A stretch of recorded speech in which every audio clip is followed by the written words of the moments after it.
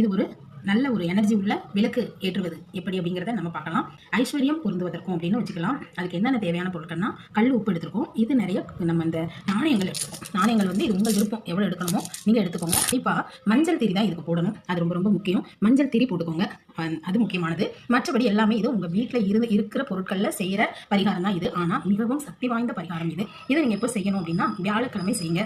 குருவாரம் ரொம்பவும் ஒரு நல்ல நாள் அது, அன்று செய்யுங்க. ரொம்ப சுபிட்சமாக இருக்கும். டைம் வந்து சாயங்காலம் 5 மணிக்கு மேலே செய்யுங்க, ரொம்ப நல்லா இருக்கும். அந்த மாதிரி செஞ்சுக்கோங்க. இந்த பரிகாரம் எப்படி செய்யறதுங்கிறத நம்ம பார்க்கலாம்.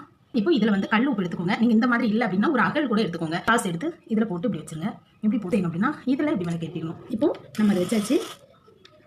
இப்போ தீபம் வந்து ஏற்றியாச்சு. இப்போ என்ன செஞ்சுருக்கோம்னா அடியில் வந்து கல் உப்பு வச்சிருக்கோம், மேலே வந்து நாணயங்கள் வச்சிருக்கோம், அதுக்கு மேலே நம்ம அகல் வச்சு அதில் விளக்கு ஏற்றிருக்கோம். இது எரியட்டும்.